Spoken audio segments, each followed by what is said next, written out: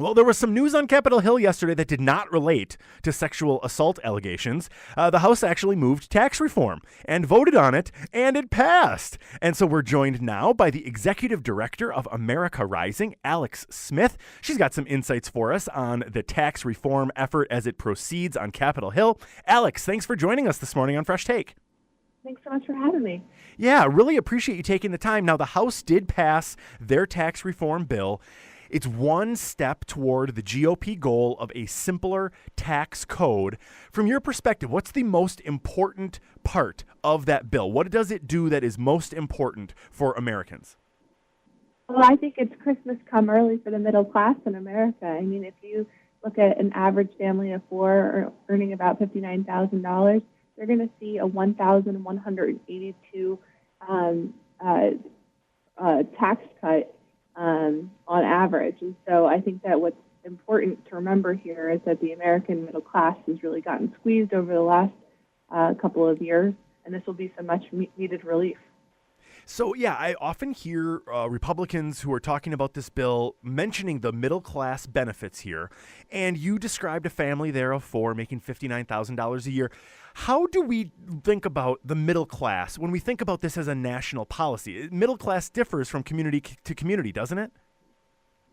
Well, it does, but I think that the important thing is that economically, over the last decade or so, Americans have really suffered. We've seen that paychecks have not really grown at pace with the economy, and I think that that directly impacts every community, no matter where you are in America. And so what's good about this tax bill is that it not only cuts taxes for the middle class, but it also makes America a more competitive place to do business in. Right now, we have the highest corporate tax rate among similarly situated countries in the world. And that just makes it very difficult for us to keep money in the United States, to keep jobs in the United States. So I think that this will also help in terms of job creation and just giving middle-class families, giving all families across the United States access to a simpler, fairer tax code. Now, there are, as you said, there are provisions here for individual income tax cuts, and then there are provisions for corporate tax cuts. Because of the rules of the Senate and the need of the Republican Party to be able to pass this with a simple majority, not having to overcome the filibuster where they need 60 votes, but they want to be able to pass this with a simple majority, they need to limit the debt that's created in the score of this bill. And so, in order to keep this number under control, they have made individual tax cuts temporary, but made the corporate tax cuts permanent. Now, if this is really about middle-class tax relief, how would you defend making the individual benefits temporary, but the corporate benefits permanent? Well, first, what I would say is that the corporate benefits also do extend to the middle class in the way of economic growth and job creation. So, these different tax provisions don't operate in silos. In effect, this simpler, fairer tax code really works to the benefit of everyone. But what I would say is that we're obviously at a very polarizing time in our country. We're at a time where politics seems to get into everything. And to get something this monumental across the finish line in Congress is going to take a lot of effort.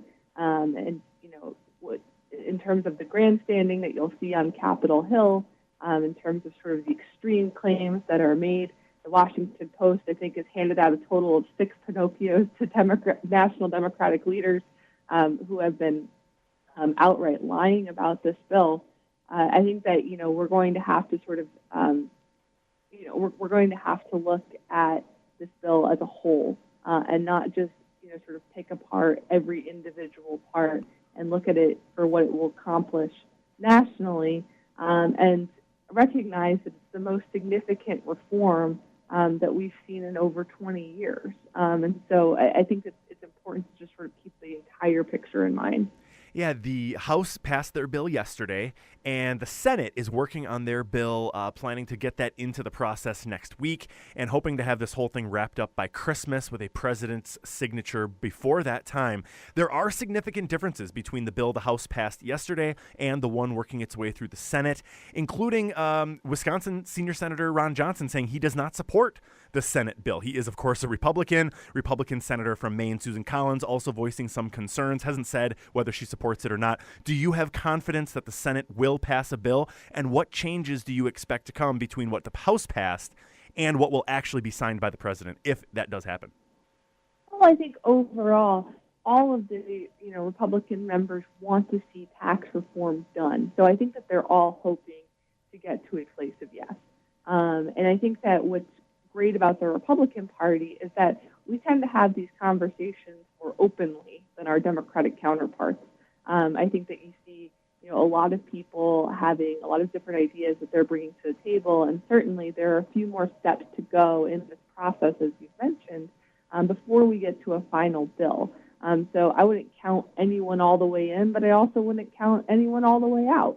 And so I think that this really puts us in stark contrast to the Democrats who stood in lockstep on health care, refused to come to the table, refused to have anything to do with Republicans on this issue, when in fact, the American people in 2016 voted to change the status quo. They wanted to stop the gridlock in Washington, and Democrats are behaving exactly how American voters hoped that politicians wouldn't in 2017. So I think that if Democrats don't come to the table to help Republican leaders pass this bill, there will be significant consequences. Look at the 10 states where President Trump won in 2016, where there are Democratic senators up for re-election this year or next year. 5 of those states he won by double digits. So it's going to be really difficult for a senator like Joe Manchin and Senator like Heidi Heitkamp to go back to their constituents and to explain why they're not working with the president on not only health care, but now tax reform. And so I don't think it's just about the Republican, concerns. I think it's, sort of the bigger thing to keep in mind here is that the Democrats seem to be totally unwilling to really come to the table on this. Well, Alex Smith, Executive Director of America Rising, thank you so much for weighing in on this, helping us understand the perspective of getting this done, what it's going to take, and where it may go from here. Always appreciate your input, and thanks so much for being on Fresh Take. Thanks so much for having me. Yeah.